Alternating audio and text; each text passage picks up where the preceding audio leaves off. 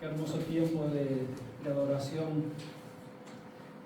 Realmente poder adorar a nuestro Dios, a nuestro Señor, por su gracia, por su bondad sobre nuestras vidas. Y esta bendita esperanza que tenemos es el ancla de nuestra alma, de que pertenecemos a Cristo, Él pertenece a nosotros, como cantábamos, y un día estaremos con Él por el resto de la eternidad. Hoy estamos comenzando con el capítulo 2 de la carta del apóstol Pablo a los Efesios. Y el hecho de que estemos comenzando con un nuevo capítulo, esto no significa necesariamente de que lo que vamos a comenzar a ver hoy esté desconectado de lo que hemos visto en el capítulo 1, sino todo lo contrario. Está absolutamente conectado, y recordamos de que el apóstol Pablo, lo que vamos a estar empezando hoy también, está en medio de este contexto, de esta oración intercesora que el apóstol Pablo está haciendo por los hermanos en la iglesia de Éfeso. Y se acuerdan de que Pablo, él está orando a Dios, está intercediendo por esta iglesia para que el Señor les dé un entendimiento mayor, para que les dé un entendimiento más profundo y más maduro acerca de lo que significa este glorioso plan de salvación que Dios ideó desde la eternidad pasada en su corazón para derramar salvación y vida eterna sobre su pueblo escogido. Entonces Pablo está pidiéndole a Dios de que le dé a estos hermanos un mayor entendimiento, un entendimiento más profundo, más maduro, no solo por el hecho de entender, no solo por el hecho de tener más información en sus mentes, sino por sobre todas las cosas para que esta información, esta verdad bendita, continúe transformando sus corazones, continúe transformando nuestros corazones y nos ayude a poder vivir la vida cristiana de la mejor manera posible, de que nuestras vidas puedan estar guiadas y sometidas bajo la voluntad de nuestro Dios y Salvador. Entonces hoy vamos a comenzar con el capítulo 2. En un instante vamos a estar leyendo del verso 1 al 10. Y lo que Pablo va a comenzar a hacer en esta parte, él comienza a hablar de lo que significa esta nueva vida en Cristo. ¿Qué es lo que ha sucedido? Los efesios, ellos eran paganos, eran idólatras, no conocían a Dios, adoraban a sus falsos dioses. Ya lo vamos a ver, vivían sus vidas como cualquier persona que está sin Cristo la vive, pero un día Pablo llega a la tierra de Éfeso, les predica a Cristo, les predica el Evangelio. Ellos, por la gracia de Dios, creen en Cristo, se arrepienten de sus pecados, ahora son hijos e hijas de Dios. Nace la iglesia en Éfeso, y a partir del momento que una persona ha rendido su vida a Cristo, comienza una nueva vida. Y es de lo que Pablo va a estar hablando en parte en este pasaje del 1 al 10 del capítulo 2. Pablo comienza a hablar de lo que significa la nueva vida en Cristo. Y Pablo va a estar recordándole a los efesios cuál era la condición de ellos y de cualquier persona que ha estado sin Cristo, cuál era la condición de ellos antes de haber sido salvados por Dios. Lo otro que va a hacer es mostrarles cuál es la posición que ellos tienen ahora que son salvos, y finalmente cuál es el propósito de Dios para salvarnos. Y estos van a ser los 3 puntos que vamos a estar analizando hoy en el pasaje de Carta a los Efesios, capítulo 2, verso 1 al 10. ¿Cuál es la condición de una persona antes de ser salva? ¿Cuál es la posición actual que esa persona tiene ahora que ha experimentado la salvación de Dios? Y finalmente, ¿cuál es el propósito de Dios para habernos salvado? Leamos entonces Efesios capítulo 2, verso 1 al 10. Y dice así la palabra de Dios: Él os dio vida a vosotros cuando estabais muertos en vuestros delitos y pecados, en los cuales anduvisteis en otro tiempo, siguiendo la corriente de este mundo, conforme al príncipe de la potestad del aire, el espíritu que ahora opera en los hijos de desobediencia. Entre ellos vivíamos también todos nosotros en otro tiempo, andando en los deseos de nuestra carne, haciendo la voluntad de la carne y de los pensamientos, y éramos por naturaleza hijos de ira, lo mismo que los demás. Pero Dios, que es rico en misericordia por su gran amor con que nos amó, aun estando nosotros muertos en pecados, nos dio vida juntamente con Cristo. Por gracia sois salvos. Juntamente con Él nos resucitó y asimismo nos hizo sentar en los lugares celestiales con Cristo Jesús, para mostrar en los siglos venideros las abundantes riquezas de su gracia en su bondad para con nosotros en Cristo Jesús. Porque por gracia sois salvos, por medio de la fe, y esto no de vosotros, pues es don de Dios, no por obras, para que nadie se gloríe. Pues somos hechura suya, creados en Cristo Jesús para buenas obras, las cuales Dios preparó de antemano para que anduviéramos en ellas.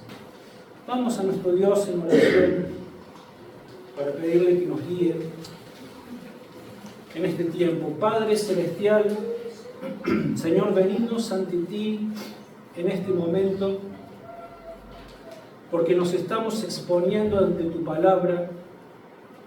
Tu palabra, Señor, se expone a nuestros corazones, a nuestras vidas. Y, Señor, queremos pedirte de que así como Pablo oraba e intercedía por los hermanos de aquel tiempo en aquella iglesia en Éfeso, que les dieras más entendimiento, un entendimiento más profundo acerca de tu glorioso plan de salvación. Así, Señor, también pedimos hoy nuevamente a ti que nos ayudes a entender las profundidades de este texto que vamos a estar analizando hoy. Señor, hay verdades muy profundas en este texto. Hay, Señor, verdades que por allí van a parecer muy duras, pero es real, es tu palabra. Hay otras cosas que quizás no podamos llegar a entenderlas en toda su dimensión, su profundidad, porque realmente tu palabra, Señor, es infinita, es inmensa. Te rogamos, Señor, que por medio de la presencia de tu Espíritu Santo en este lugar, nos ayudes a poder entender y a poder recibir con mansedumbre tu palabra en esta mañana, en nuestras mentes, en nuestros corazones, y que, Señor, todo esto sirva con un doble propósito, para que nos ayudes a crecer, para que nos ayudes, Señor, a vivir conforme a tu voluntad para nuestras vidas, y, Señor, para que tu nombre sea conocido y glorificado hasta lo último de la tierra. Te damos gracias, oramos en el nombre del Señor Jesús. Amén. Entonces Pablo comienza diciendo: y Él os dio vida a vosotros cuando estabais muertos en vuestros delitos y pecados. Allá por el año 1995, ya han pasado 28 años, por aquel entonces yo trabajaba para una empresa y trabajábamos de lunes a sábado a mediodía, y allí, como en toda empresa, tenía compañeros de trabajos, y había uno de ellos en especial con el cual teníamos una linda relación, una linda amistad. Y bueno, trabajábamos de lunes a sábado, llegaba el día sábado, nos despedíamos hasta la semana siguiente, como hacíamos normalmente. Y así fue esa semana. Cuando llegue el lunes, venimos todos a trabajar, excepto mi amigo. Entonces, bueno, en ese tiempo no existían los celulares. Hace 28 años atrás no podías mandar mensajito, nada. Entonces, recuerdo que, bueno, pasó el mediodía, lo esperamos, llegó la tarde, fuimos a la casa, golpeamos la puerta, no atendía a nadie. Entonces, bueno, dijimos, vendrá mañana, martes, algo estará por ahí, algo habrá pasado, pero no nos preocupamos demasiado. La cuestión es de que pasó el martes, pasó el miércoles, bueno, el martes cuando no vino ya estábamos realmente preocupados y comenzamos a dar participación a la policía y también comenzamos a buscar en hospitales, porque él andaba en una motito. Así que comenzamos a buscar y no pasaba nada. Pasaron 3 días, pasaron 4 días y al 4.º día se comunica con nosotros la policía para decirnos de que el cuerpo de nuestro compañero de trabajo estaba en la morgue ahí de la capital Córdoba, que había tenido un accidente en la moto, que cuando había caído había dado con su cabeza contra algo en la calle y murió instantáneamente. La cosa es de que como este muchacho, él no era de acá de Córdoba, sino que era de un pueblo del interior, preguntaron si alguno de nosotros, de los compañeros de trabajo, estábamos dispuestos para ir a reconocer el cuerpo. Y fui yo, me animé y fui. La verdad que no tenía ganas de hacerlo, pero tuve que ir, porque los familiares estaban lejos todavía. Entonces fui a la morgue, me tocó reconocerlo, evidentemente era él, era mi compañero de trabajo. Y estando allí, yo no sé por qué, estaba en una de esas mesas de acero inoxidable, y viene una de las personas encargadas ahí de la morgue y me dice, ¿usted me haría el favor de ayudarme a trasladarlo de una mesa a la otra? ¿Qué le iba a decir?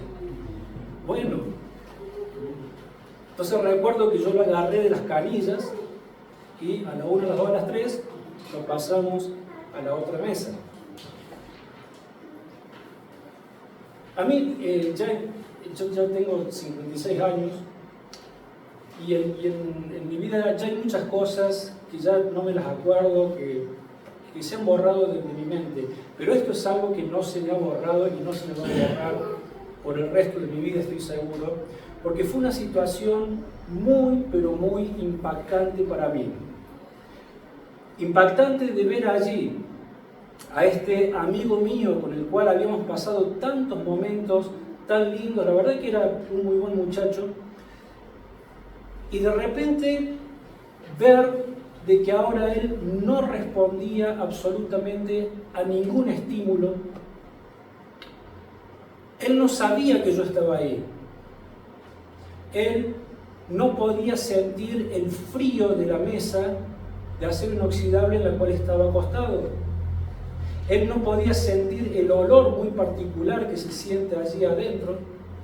Él no podía ver la luz. Él no podía hacer ni captar absolutamente porque él estaba muerto. Y un cuerpo muerto es absolutamente incapaz de hacer o de sentir nada. Es un muerto.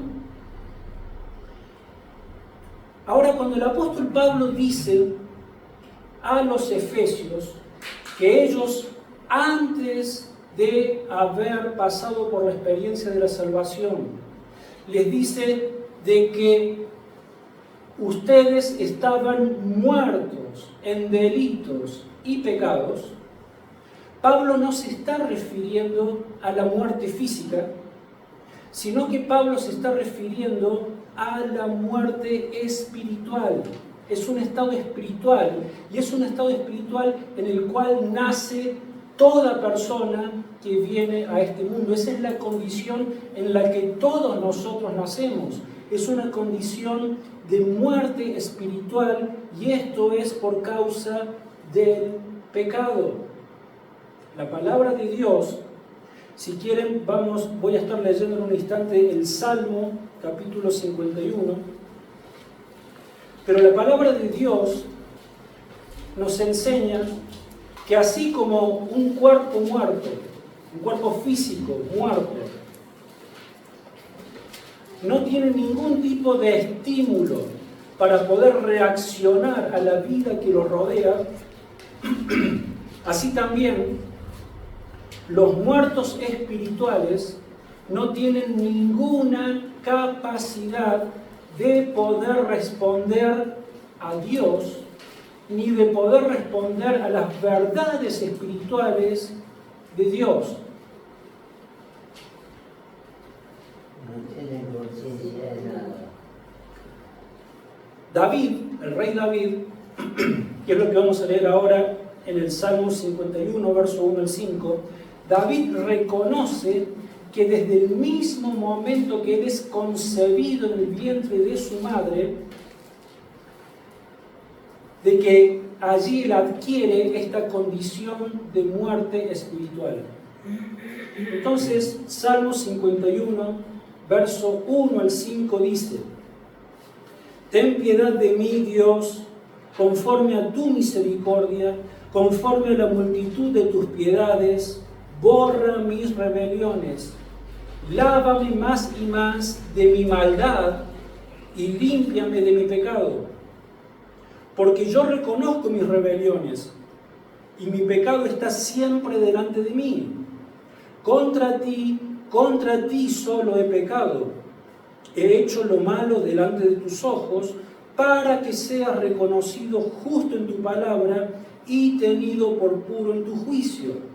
Y fíjense lo que dice el 5. Dice: en maldad he sido formado y en pecado me concibió mi madre. No está diciendo de que su madre cometió pecado al concebirlo a él. Lo que él está diciendo es de que en el mismo momento de su concepción, allí en el vientre de su madre, la naturaleza pecaminosa que todos heredamos de nuestro primer padre, Adán, se ha transmitido a él y a todo ser humano. Y es a partir de ese momento que nosotros ya comenzamos a gestarnos en un estado de muerte espiritual, y de esta forma venimos al mundo.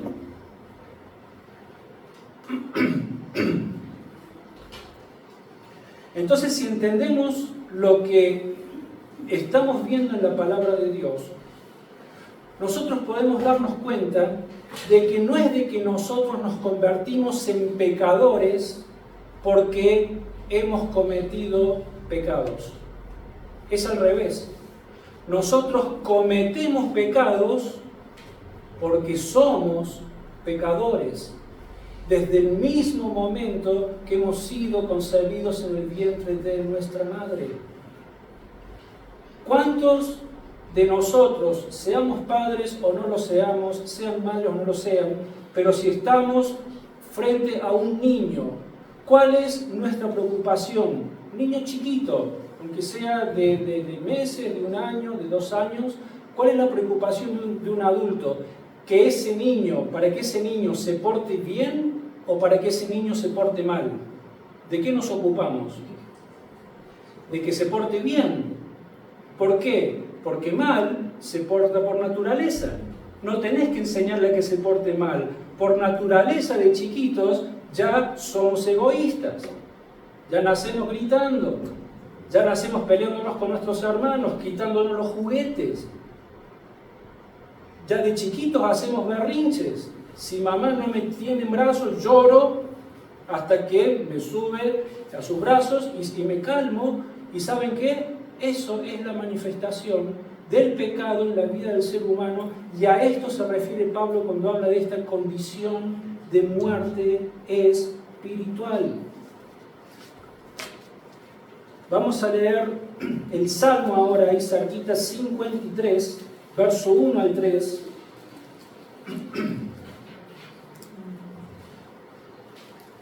Y dice el necio en su corazón: no hay Dios.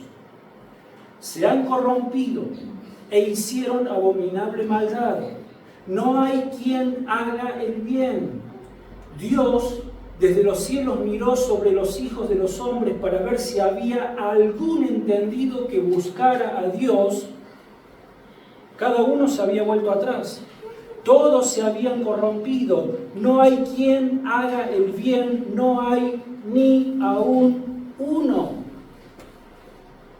No hay nadie. Todos se han corrompido. Y el apóstol Pablo, si me acompañan ahora a la carta a los Romanos, Pablo, citando este salmo que acabamos de leer, el Salmo 53, va a decir exactamente lo mismo, agregando tal vez alguna que otra cosa.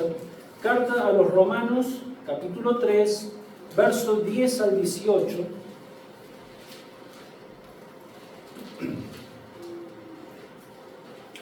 Romanos 3, 10 al 18, dice Pablo, como está escrito ¿dónde? El Salmo que acabamos de leer. ¿Okay? Dice, no hay justo, ni aun uno. No hay quien entienda, no hay quien busque a Dios. Todos se desviaron, a una se hicieron inútiles. No hay quien haga lo bueno, no hay ni siquiera uno.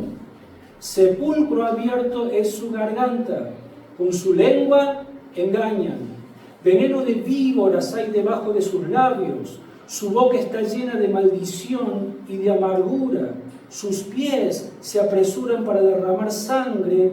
Destrucción y miseria hay en sus caminos. Y no conocieron camino de paz. No hay temor de Dios delante de sus ojos.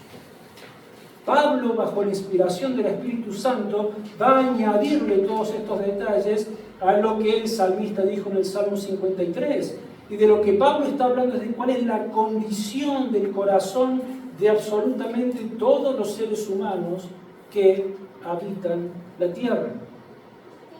Entonces Pablo ha comenzado diciéndoles, para recordarle a los efesios y a toda persona que ahora es de Cristo, para recordarles cuál era la condición de ellos antes de que ellos fuesen salvados por el Señor. Y les ha dicho, y Él os dio vida a vosotros cuando estabais muertos en vuestros delitos y pecados. Y ahora agrega y le dice, en los cuales anduvisteis en otro tiempo, siguiendo la corriente de este mundo. Les está recordando, no se olviden cómo era su vida antes de que Cristo los salvara. Les recuerda de que el estilo de vida que ellos llevaban era el estilo de vida que lleva el mundo.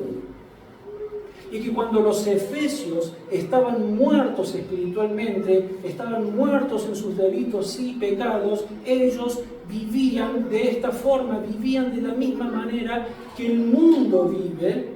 Y nosotros podríamos hacer una lista muy larga de aquellos pecados en los cuales las personas que están sin Cristo viven y practican en el mundo, pero vamos a resumirlo en tres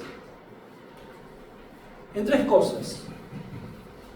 Y podemos hablar del humanismo, podemos hablar del materialismo y podemos hablar del sexo ilícito. En estas tres categorías nosotros podemos ya dar una semblanza bastante acertada de lo que es la condición de los hombres en el mundo. El humanismo, el materialismo y el sexo ilícito. ¿De qué se trata el humanismo? El humanismo es aquella postura en donde aquella idea donde el ser humano dice, yo soy el dueño de mi vida. Y yo con mi vida hago lo que quiero. Por lo tanto, el hombre es quien decide qué es lo que está bien y qué es lo que está mal, de acuerdo a su propio punto de vista, sin tener en cuenta qué es lo que Dios dice, quién es el verdadero dueño de nuestra vida. Nosotros no somos dueños de nuestra vida. Dios es quien nos creó. Él es el dueño de nuestra vida, no lo somos nosotros. Entonces, esto es humanismo. Es decir, yo con mi vida hago lo que quiero, yo voy a definir qué es lo que está bien, qué es lo que está mal. No tengo en cuenta a Dios. En otras palabras, el hombre se ha convertido en su propio Dios y él es quien determina lo que está bien y lo que está mal. Ya no es Dios quien dice lo que está bien y lo que está mal, es el hombre. Eso es humanismo. El materialismo es esta otra idea que tiene que ver con el altísimo valor que se le da a las cosas físicas, a las cosas materiales y por sobre todo al dinero. Porque es por medio del dinero que podemos acceder a todas las cosas, a todo lo demás. Entonces, el materialismo consiste en ese estilo de vida que solamente se trata de tener cada vez más y más y más, porque nunca estoy satisfecho, nunca es suficiente, nunca me alcanza. Entonces mi vida solamente se trata de todo el tiempo estar adquiriendo más y más y más, por la sencilla razón, no porque eso me permita de repente ver cómo pongo esas cosas materiales al servicio de la causa de Cristo, que eso estaría bien. Pero cuando esto solamente se convierte en un fin para tener más y más y más por el solo hecho de saciar mi apetito egoísta, ya es pecado. Y el sexo ilícito, vamos a estar leyendo ahora en Efesios capítulo 5, verso 1 al 8, es toda aquella forma de perversión sexual que domina a la sociedad, y cuánto más en nuestros tiempos. Porque si en aquellos tiempos, cuando Pablo escribe, estamos hablando de 2000 años atrás, la perversión sexual siempre ha existido. ¿Se acuerdan que Sodoma y Gomorra deja de existir? Dios envió su juicio por el altísimo grado de perversión sexual que había entre todos los habitantes. Esto ha ocurrido siempre. En la época que Pablo le escribe a los Efesios existía la perversión sexual, y en nuestros días estamos viviendo en un nivel de perversión que yo estimo que ni siquiera en los días de Sodoma y Gomorra se ha vivido lo que hoy estamos viviendo. Efesios capítulo 5, verso 1 al 8, Pablo le dice a los Efesios: sed pues imitadores de Dios como hijos amados, y andad en amor como también Cristo nos amó y se entregó a sí mismo por nosotros, ofrenda y sacrificio a Dios en olor fragante. Pero fornicación y toda impureza o avaricia ni aun se nombre entre vosotros, como conviene a santos. Tampoco digáis palabras deshonestas, ni necedades, ni groserías que no convienen, sino antes bien acciones de gracias. ¿Sabéis esto? Que ningún fornicario o inmundo o avaro que es idólatra tiene herencia en el reino de Cristo y de Dios. Nadie os engañe con palabras vanas, porque por estas cosas viene la ira de Dios sobre los hijos de desobediencia. No seáis pues partícipes con ellos, porque en otro tiempo erais tinieblas, pero ahora sois luz en el Señor, andad como hijos de luz. En otro tiempo, les vuelvo a recordar, ustedes vivían en este tipo de prácticas, pero eso es cuando estaban en tinieblas. Ahora que son hijos de luz, ahora que ya no son más muertos espirituales, ahora pues entonces anden como hijos de luz. Entonces, Pablo les ha dicho: en los cuales anduvisteis en otro tiempo, siguiendo la corriente de este mundo, y ahora, en la última parte del verso 2, estamos en Efesios 2:2, les va a decir: conforme al príncipe de la potestad del aire, el espíritu que ahora opera en los hijos de desobediencia. Esto es tremendo.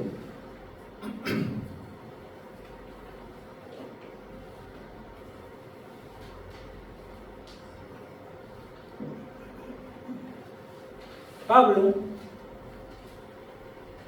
les está diciendo que el mundo entero está bajo el dominio de Satanás. Cuando dice conforme al príncipe de la potestad del aire, el espíritu que ahora opera en los hijos de desobediencia se está refiriendo a Satanás, al diablo. Entonces Pablo les está diciendo que el mundo entero está bajo el dominio de Satanás, y vamos a estar leyendo 1 de Juan 5. Recuerden que no es Evangelio de Juan, es primera carta de Juan, capítulo 5. Entonces les está diciendo que el mundo entero está bajo el dominio de Satanás. Ahora, si estamos entendiendo lo que Pablo nos está explicando, ahora ese dominio de Satanás, esa influencia de Satanás, ese poder de Satanás se suma a todo lo anterior que nos acaba de mencionar. Se suma a esa condición de muerte espiritual en donde los hombres no pueden buscar a Dios, no buscan a Dios, no aman a Dios, no conocen a Dios. Hablan de Dios, pero no hablan del Dios de la Biblia. Hablan de muchos dioses, de los dioses de la religión, que son dioses que ellos han inventado y creado, que les viene bien para acomodar sus pecados y seguir viviendo según ellos creen en algún Dios, pero no están creyendo en el Dios de la Biblia. Entonces, a esta condición terrible de muerte espiritual, de la cual no tienen escapatoria, a esto se suma de que Satanás también está allí oprimiéndolos para hacerlos aún más esclavos del pecado, de una vida miserable y finalmente de la condenación eterna. Primera de Juan, capítulo 5, verso 18-19 dice: sabemos que todo aquel que ha nacido de Dios no practica el pecado, pues aquel, y ese aquel lo tienen con mayúscula, ¿no es cierto? Porque se está refiriendo al Señor Jesucristo. Entonces dice, pues aquel que fue engendrado por Dios lo guarda y el maligno no lo toca. En definitiva está diciendo que aquellos que han pasado por la experiencia de la salvación, Cristo Jesús los protege y Satanás ya no los toca. Pero ahora en el 19 dice, sabemos que somos de Dios y el mundo entero está bajo el maligno. El mundo entero está bajo el poder de Satanás. Volvemos a Efesios, capítulo 2, verso 3. Y después de que Pablo les ha dicho en la última parte del 2, conforme al príncipe de la potestad del aire, el espíritu que ahora opera en los hijos de desobediencia, les dice ahora, entre los cuales también todos nosotros vivimos en otro tiempo. Y acá quiero hacer un breve alto, un paréntesis. Fíjense la honestidad, no solo de la palabra de Dios, sino la honestidad de Pablo. Él cuando está escribiendo, él es el gran apóstol, ha sido el apóstol más influyente en la historia del cristianismo, el gran apóstol Pablo, aquel que terminó dando su vida por el Señor Jesucristo, aquel que llevó el Evangelio hasta lo último de la tierra, del mundo conocido en aquel entonces. El gran apóstol Pablo dice, entre los cuales también todos nosotros vivimos. Él se incluye. Él reconoce de que en un tiempo él también vivió de esta forma. Él también vivió en un estado de muerte y de esclavitud espiritual. Él también, acuérdense, que iba en contra de la iglesia de Cristo haciendo ¿qué cosa? Los arrestaba, los maltrataba, los torturaba, los mataba, los encarcelaba a los cristianos. Hasta que un día, ¿qué fue lo que pasó? Cristo se le paró en el medio del camino y dijo, Pablo, ¿qué estás haciendo? Y ahí Pablo es donde Pablo cae rendido a los pies de Cristo y se convierte a Cristo. Pero antes de eso, Pablo era uno más. Por eso dicen los cuales también todos nosotros vivimos en otro tiempo en los deseos de nuestra carne. Cuando habla de carne está hablando de los deseos pecaminosos del corazón. Haciendo la voluntad de la carne y de los pensamientos, y éramos por naturaleza hijos de ira, lo mismo que los demás. Estábamos bajo la justa ira de Dios. Decir que eran hijos de ira es lo mismo que decir éramos hijos del infierno, éramos merecedores de la justa ira de Dios por la vida que llevábamos, de terminar en ese lugar de condenación. Entonces Pablo les está diciendo, hermanos, amados, nunca se olviden que esta es la condición desesperante de todos aquellos que están sin salvación. Porque cierran los ojos en este momento y cuando los abren en las llamas del infierno y es para siempre. Nunca se olviden que esta es la condición desesperante de todas aquellas personas que todavía están sin Cristo, y esta es la condición en la que nos encontrábamos absolutamente todos nosotros, si es que somos de Cristo, antes de haber sido salvados por Dios. Por causa de nuestra naturaleza pecaminosa, éramos muertos espirituales, andábamos por la vida, pero éramos muertos espirituales. Nuestra vida estaba bajo el dominio de Satanás y bajo la ira de Dios, lo mismo que los demás.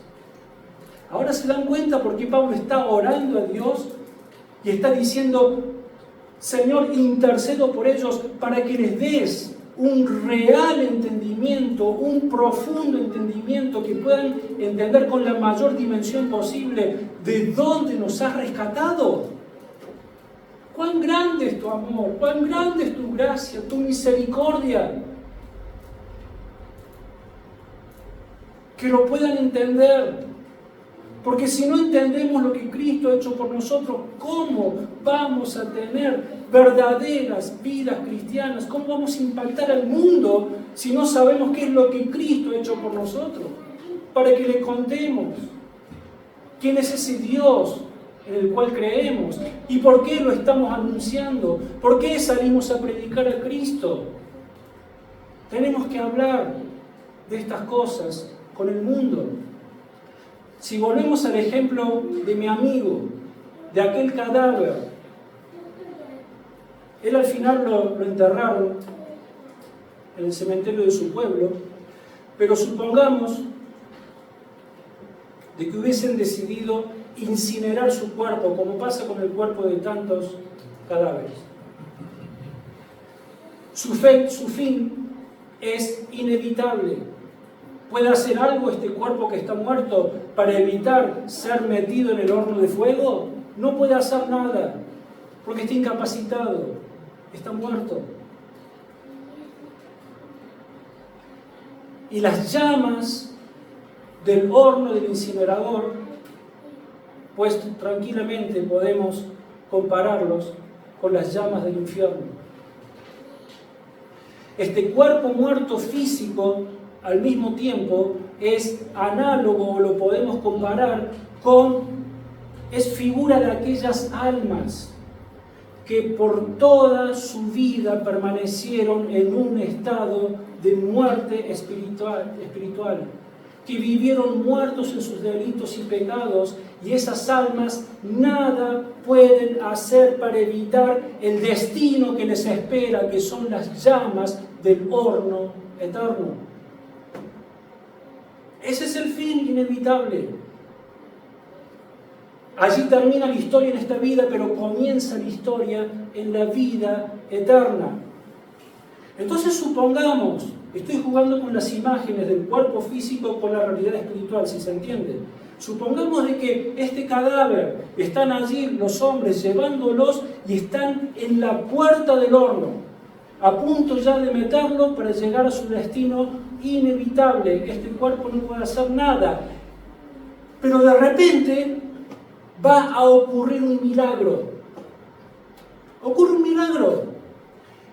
Y ocurre de que un poder externo a este cuerpo, no algo que esté en el cuerpo porque el cuerpo está muerto, un poder externo, todopoderoso, glorioso, lleno de poder y de misericordia, interviene y lo resucita. Y se levanta. Y de repente me ve a mí y dice, hey Marcelo, ¿qué hacemos acá? Y se salva de entrar a las llamas. Porque un poder externo lo salvó de las llamas, y no solamente lo salvó, sino que a partir de ese momento comienza a experimentar una vida completamente nueva. Es resucitado y nace de nuevo para una nueva experiencia de vida, y de eso es de lo que Pablo comienza a hablar ahora, de la posición que ahora tenemos después de haber sido rescatados y resucitados y vivificados por el poder de Dios. Fíjense, Efesios 2, versos 4 al 6. Leemos el 3 para no desconectarnos. Entonces dice, entre ellos vivíamos también todos nosotros en otro tiempo, andando en los deseos de nuestra carne, haciendo la voluntad de la carne y de los pensamientos, y éramos por naturaleza hijos de ira, lo mismo que los demás. Y fíjense cómo cambia todo ahora, a partir del 4. Dice, pero Dios, que es rico en misericordia, por su gran amor con que nos amó, aun estando nosotros muertos en pecados, nos dio vida juntamente con Cristo. Por gracia sois salvos. Gloria a Dios. Estaban muertos, no tenían esperanza, no tenían escapatoria, su fin era indeclinable, pero Dios, que es rico en misericordia, a pesar de que estaban muertos, a pesar de que no lo buscaban, a pesar de que eran sus enemigos, Él les dio vida. ¿Para qué? Para que lo pudieran ver y creer en Él y arrepentirse de sus pecados y creer en el Evangelio y ser salvos de las llamas del infierno. Porque Dios es rico en misericordia. Entonces lo primero que vemos es de que por causa de este estado de muerte espiritual, no es el hombre quien busca a Dios, es al revés, es Dios quien busca al hombre. ¿Se acuerdan qué fue lo que pasó en el Edén con Adán? Después que Adán come del fruto, ¿qué es lo que hace Adán? Se esconde. ¿Quién busca a quién? ¿Adán a Dios o Dios a Adán? Dios a Adán. Y le dice, Adán, ¿dónde estás? Y no es que no supiera dónde estaba. Le estaba diciendo, ¿qué es lo que has hecho? Es Dios quien toma la iniciativa de ir a buscar a los hombres pecadores. ¿Para qué busca Dios a los hombres? Para darles vida espiritual. Entonces Dios en su gracia, Dios en su gran amor, Dios en su misericordia extiende sus brazos y llama y busca a hombres y mujeres pecadores, rebeldes, depravados, idólatras, indiferentes a Dios, enemigos de Dios y condenados al infierno. Va y busca a este tipo de personas, que somos todas las personas, porque no existe otro tipo de persona. ¿Y qué es lo que hace? Les ofrece salvación. Y les ofrece todas estas bendiciones temporales de las que Pablo ha comenzado a hablarnos allá en el capítulo 1. ¿Se acuerdan? Otra vez volvemos. Pablo cuando dice, bendito sea el Dios que nos bendijo con toda bendición espiritual, y comienza a hablar de todo lo que Dios ha hecho. Entonces Dios busca a estas personas para salvarlas, para ofrecerles salvación, para bendecir sus vidas en este tiempo y para, por sobre todas las cosas, para llenarlos de aquellas bendiciones que tienen que ver con la vida eterna. Y Pablo está orando y le está diciendo, Señor, dales entendimiento, que puedan ellos entender una vez más, con la mayor profundidad posible, de qué se trata este plan glorioso e increíble y lleno de tu amor y tu misericordia, por lo que has hecho por ellos. Que lo puedan entender. Y es por gracia, que es la gracia de Dios. Es todo favor, todo don, todo regalo, todo favor que Dios acerca a nuestras vidas sin que nosotros lo merezcamos. Porque realmente lo único de lo que somos merecedores por haber pecado contra el santo Dios, lo único que merecemos es la condenación eterna. Pero Dios, que es rico en misericordia, nos ofrece su salvación y es por gracia. Dios es un Dios de amor, Dios es un Dios de misericordia y Dios también es un Dios todopoderoso y Él tiene poder para impartir el milagro de la vida a aquellos que están muertos en sus delitos y pecados. ¿Por qué creen de que Jesucristo resucitó? Tenemos 3 relatos de resurrección de personas que Cristo resucitó en los evangelios, pero sobre todo la resurrección de Lázaro. ¿Por qué se creen que Cristo hizo eso?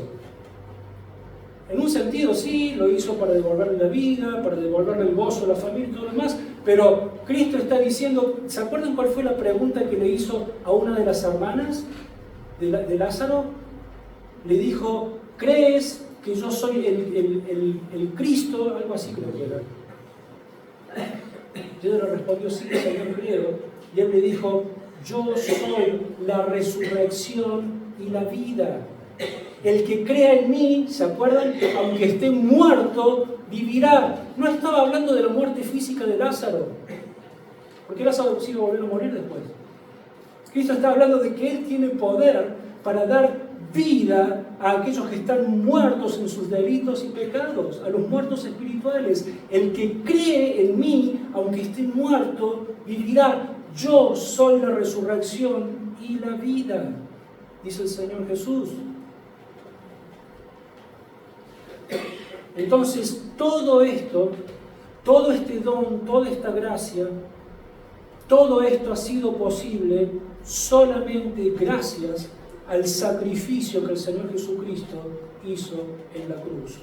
Porque sin sacrificio no habría plan que se pudiera aplicar a nuestras vidas. Gracias a la muerte de Cristo en la cruz, el plan de Dios se hace efectivo en nuestras vidas.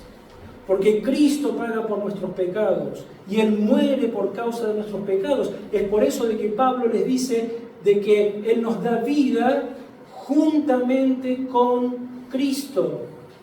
Y juntamente con Él nos resucitó y nos hizo sentar en los lugares celestiales con Cristo Jesús. ¿Qué está diciendo? Del mismo modo que Cristo vence al poder de la muerte, vence al poder del pecado, vence al poder de la condenación eterna cuando muere en la cruz y paga allí por nuestros pecados, del mismo modo que Cristo resucitó entre los muertos, así también los que somos de Cristo hemos sido resucitados, así como Él resucitó. En Cristo hemos resucitado, Él nos ha dado la victoria y nos ha hecho sentar en los lugares celestiales. Bueno, esta es la posición actual que tienen los redimidos de Dios. Aquellos en quien Dios ha obrado el milagro de la salvación. Ya no están muertos, están vivos, pero viven no para vivir la vida de cualquier manera, sino que ahora viven por Dios y para Dios. Ahora, y recién a partir del momento de la experiencia de la salvación, comienzan a ser libres del poder de la muerte, del poder del pecado, del poder de Satanás y del poder de la condenación eterna. Y finalmente, el propósito de Dios para salvarnos. Pablo ahora nos muestra el propósito y nos dice que el propósito es doble. El versículo 7, Efesios 2:7 dice: para mostrar en los siglos venideros las abundantes riquezas de su gracia en su bondad para con nosotros en Cristo Jesús. Allí está el primer propósito. Es decir, de que por toda la eternidad, aquellos que han sido salvados por el poder de Dios, por el sacrificio del Señor Jesús en la cruz, estos, por el resto de la eternidad, habrán de dar testimonio de la bondad de Dios sobre sus vidas. Y entonces el propósito supremo, ya lo hemos mencionado en mensajes anteriores, el propósito supremo de por el cual Dios ha hecho toda esta obra de amor y de gracia sobre su pueblo escogido, es para que su pueblo por el resto de la eternidad esté alabándolo, dándole gloria por causa de su gracia y de su amor. Apocalipsis capítulo 7, versos 9 al 12.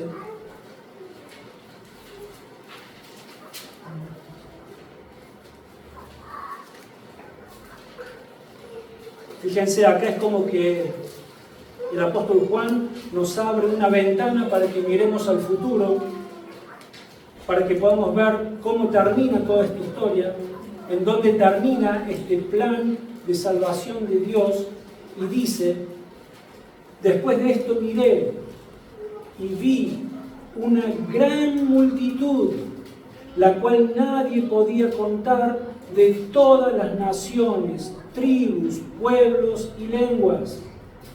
Estaban delante del trono y en la presencia del Cordero, vestidos de ropas blancas y con palmas en sus manos. Clamaban a gran voz diciendo: la salvación pertenece a nuestro Dios, que está sentado en el trono, y al Cordero.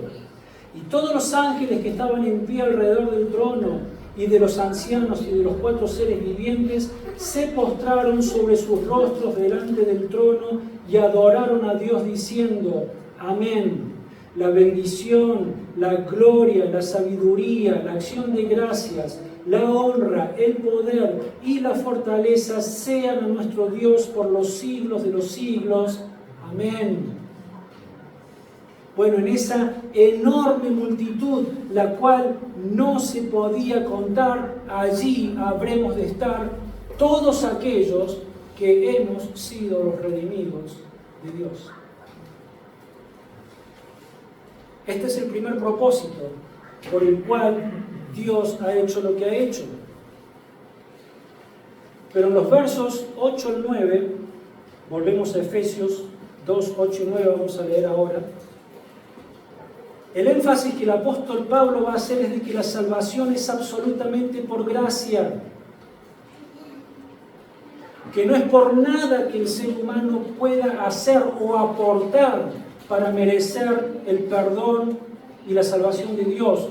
No hay nada que nosotros podamos hacer, es todo obra de Dios, es todo obra externa de Dios. Acuérdense, nosotros estábamos muertos, nada podíamos hacer. Tuvo que venir un poder externo, glorioso, lleno de amor, de gracia, que es el poder de Dios, para darnos vida. Él os dio vida a vosotros cuando estabais muertos en vuestros delitos y pecados. El énfasis ahora, para terminar, Pablo dice de que la salvación es absolutamente por gracia. Es un don de Dios, es un regalo de Dios. Y es más, va a decir, porque muchos pueden decir: bueno, está bien, entiendo esto, pero yo puse fe, algo puse. Y Pablo dice: no te confundas. Ni siquiera la fe que pusiste en el Señor Jesús es tuya. La fe que vos pusiste en el Señor Jesús, primero Dios te la dio a vos para que puedas ponerla en ejercicio y creer en Cristo, porque estabas muerto. ¿De dónde vas a sacar fe? Esa fe te la dio también el Señor. Fíjense, Efesios 2, 8, 9 dice: porque por gracia sois salvos, por medio de la fe, y esto no de vosotros, es don de Dios. ¿Se dan cuenta? Ni siquiera la fe que hemos puesto en Cristo ha partido de nosotros. Dios nos la ha dado en el momento que nos resucita, que nos da vida, para que podamos creer en Cristo. Por gracia sois salvos por medio de la fe, y esto no es de vosotros, es un don de Dios, no por obras, para que nadie se gloríe, para que nadie pretenda pararse delante de Dios y decirle: Señor, mira qué hombre o qué mujer de gran fe soy. ¿Qué vas a hacer si estabas muerto? Mira todo lo que hice por vos. ¿Qué vas a hacer? No pudiste hacer nada. Y lo que hayas podido hacer no tiene ningún tipo de valor ante Dios, porque todo lo que hacemos está manchado por el pecado. Y Dios no acepta ofrendas manchadas por el pecado. La única ofrenda que Él acepta tiene que ser santa e inmaculada en dimensiones infinitas. Por eso la única ofrenda que Dios Padre acepta es la ofrenda de su Hijo en la cruz, quien por ser Dios es santo, sin mancha, inmaculado. El único que podía pagar por nuestra deuda se llama Jesús.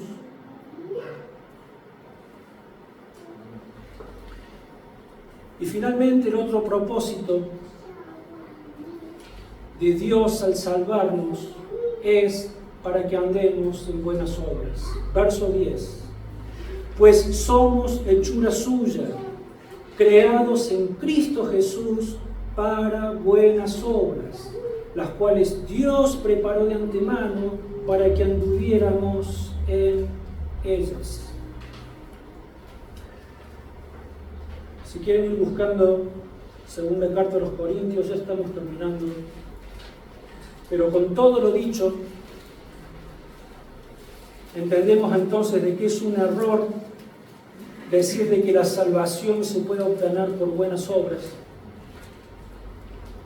Pablo ahora dice de que el mismo poder que trae a la vida a aquellos que eran muertos espirituales y que son creados en Cristo Jesús para una nueva experiencia de vida, Él va a decir de que es exactamente el mismo poder que capacita a los que han sido salvos para que ahora comencemos a vivir esta nueva vida, sí haciendo buenas obras.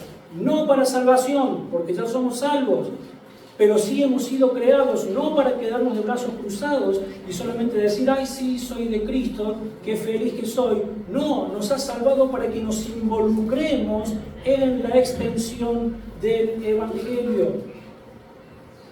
Y Dios nos capacita, porque esto también es evidencia de que esa salvación es real y es genuina, que sí o sí un verdadero hijo y una verdadera hija de Dios habrán de manifestar su salvación, su vida cristiana en obras que son realmente evidentes.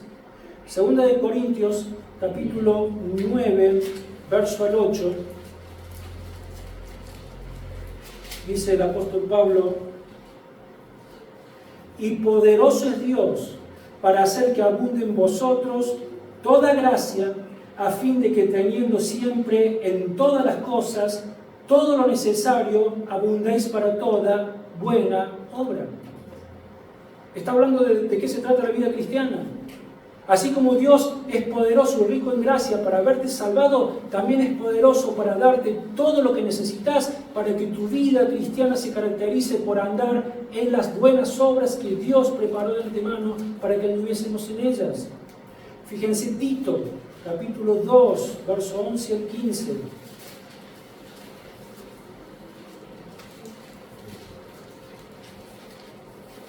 Si no lo encuentran, yo se los leo.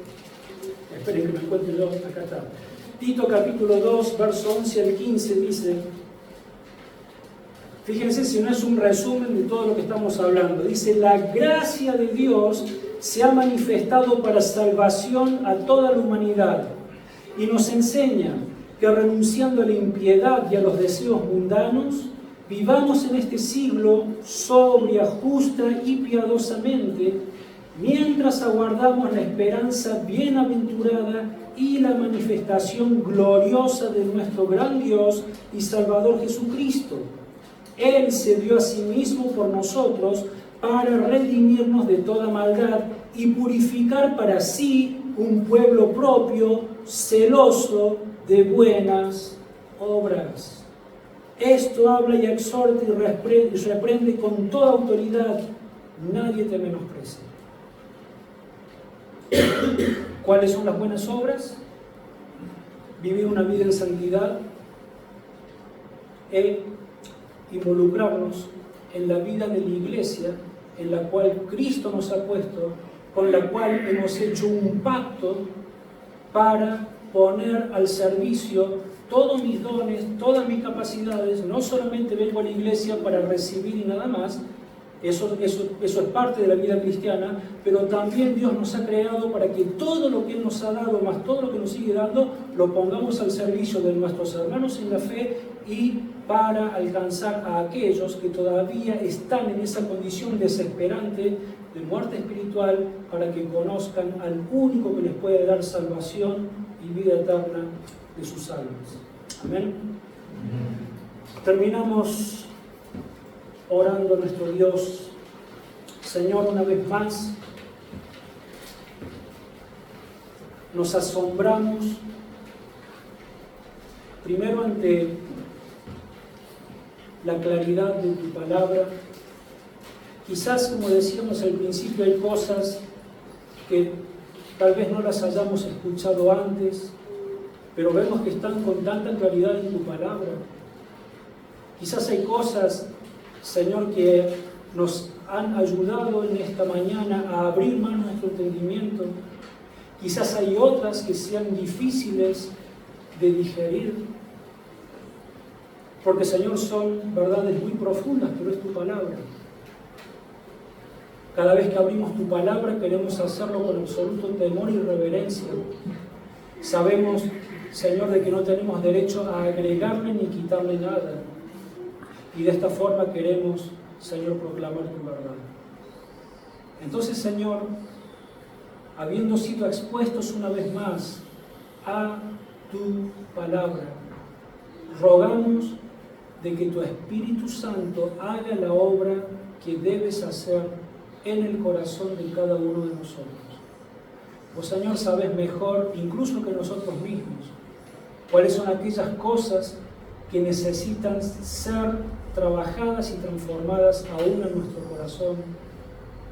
Tal vez, Señor, en esta mañana hay personas que no son salvas, que están entendiendo de que son muertos espirituales, pero por tu gracia estás hablando a sus corazones en esta hora. Señor, yo te ruego de que le des tal convicción de pecado en sus corazones, que puedan caer rendidos a los pies de tu cruz y venir a ti con genuino arrepentimiento, poniendo su fe y su confianza en aquel sacrificio que hiciste, para que vos puedas otorgarles el perdón de sus pecados.